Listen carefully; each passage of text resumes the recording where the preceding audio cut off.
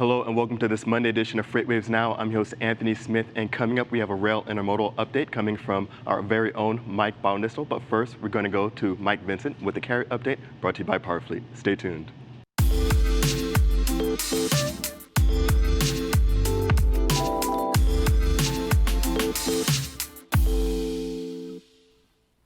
Welcome to Carrier Update, sponsored by PowerFleet. I'm Michael Vincent. I'm standing in for the vacationing Zach Strickland. I have here our critical events map pulled up, and you can see our storm off here off the coast of northern Florida and Georgia here that is making its track up the eastern seaboard. I've been tracking this for the last few days since late last week actually, to see what the reaction is, as this obviously will start disrupting the freight markets along the eastern seaboard. You can see the different risk scores in the assets up and down, and are starting to turn red, which indicates a high score. And you can see the assets that are in its way. Some of these reds here at 18, 21, those are pretty high. The highest risk score is at 25. So you can see the disruption that is happening in the shipping and going to happen over the next few days. Moving forward, I brought in a 3D map and I put up our weighted tender rejections in the coloration, and then the height of the markets is the outbound tender volumes. Now, you can see the storm off the coast right here and the reaction of these markets. Now, up here in the East Coast, you see these really high outbound tender volumes as they're very tall, and the weighted tender rejections are up.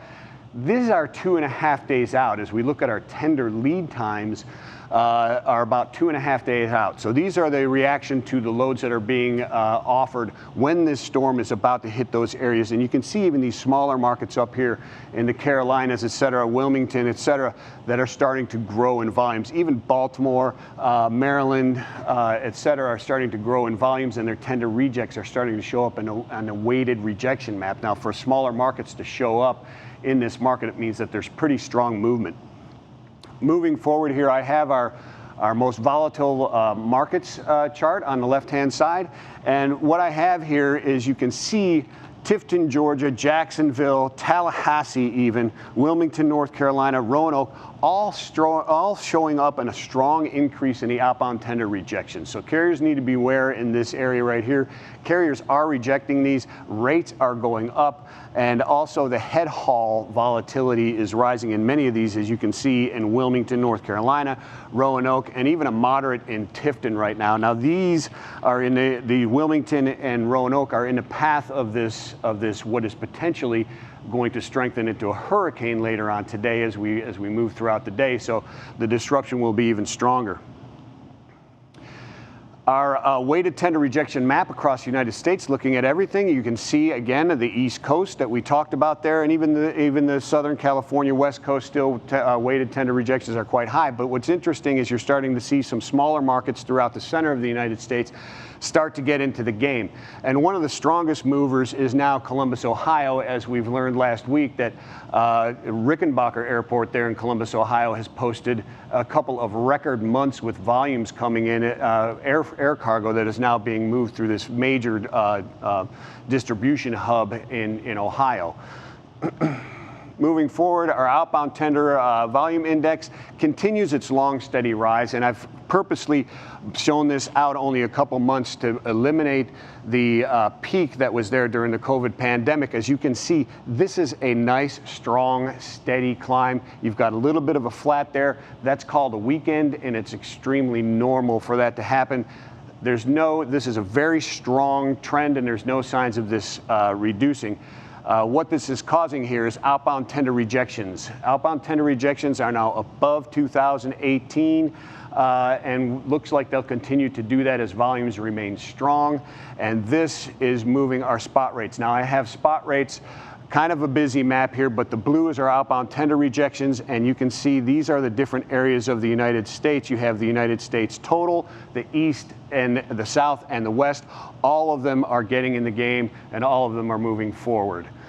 So strong tender rejections, strong volumes, East Coast disruption from the storm. Carriers are going to need to keep aware of that. Spot rates are on the rise, and it looks like this will continue. And that'll do it for today's Carrier Update.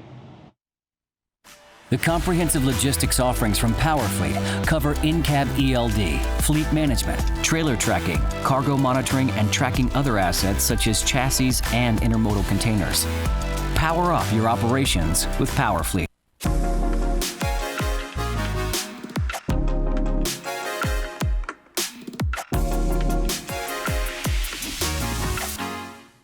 Welcome to your Rail Intermodal update. I'm here with Mike Baudendistel. Mike, I saw there was some big news from Kansas City over the weekend, I think Friday. What can you tell us about that? Yeah, so Kansas City Southern shares had a big day on Friday, and the reason was there was a Wall Street Journal article that basically quoted an anonymous source familiar with the matter, saying that there were two infrastructure funds in discussions with a big commercial lender, Citigroup, in order to secure financing to take Kansas City Southern private. And so, shares at one point were up 15%. They closed Friday up about 9% and change. You see today they're up another 3% after some analyst upgrades, saying that this speculation, puts a floor on the shares. I would tend to agree with that. So just really a big day for Kansas City Southern, and it is something that stock price moved because it does sort of pass the smell test. It's sort of like, well, where have we seen this before? Remember 11 years ago, Berkshire acquired Burlington Northern. That was a deal that was a $44 billion deal. This would be about half of that size, about $20 billion, still a huge deal. And then last year we saw Genesee, Wyoming was acquired by an infrastructure fund, so a company that was pursuing a similar strategy.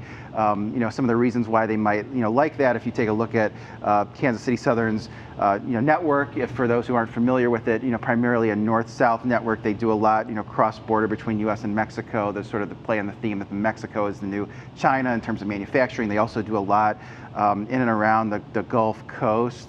Related to chemicals and petroleum. A lot of those volumes are down this year, but look longer term, that's one of the areas where the U.S. has a competitive advantage with low natural gas prices. Got you. And this is very recent news, happened Friday. So is it a done deal? No, it's far from a done deal. I mean, there hasn't been any formal bids. It's really just sort of speculation at this point. There are a couple things that could maybe get in the way of it. One thing would just be not coming to a meeting of the minds on the valuation. I mean, when I look at the valuation, I say, well, it's not undervalued. It's trading over 20 times forward earnings. That's a lot for a railroad.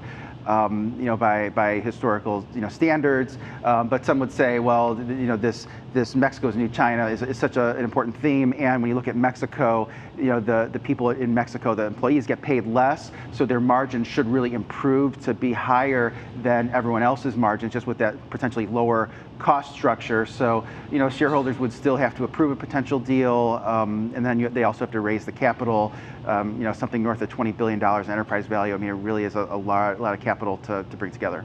And with this news, do you see that there might be any competing bids for this company?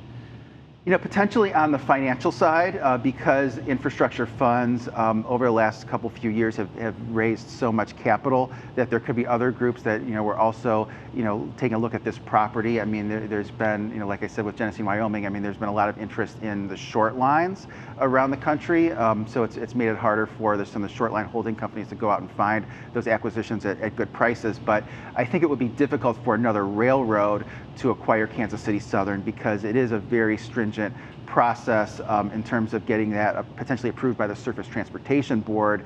Now a railroad would have to demonstrate that this actually benefits shippers in some way by having those greater economies of scale, which I think is difficult to do. Excellent, Mike. A lot going on. Thank you so much for this update. We're looking forward to any of the latest news coming around this. And thank you so much for tuning in. That's going to do for this Rail Intermodal update. The content doesn't stop here. We're always streaming around the clock, so check out our FreightWaves TV app on all your favorite streaming platforms. Thanks so much for tuning in, and we'll see you on the next episode.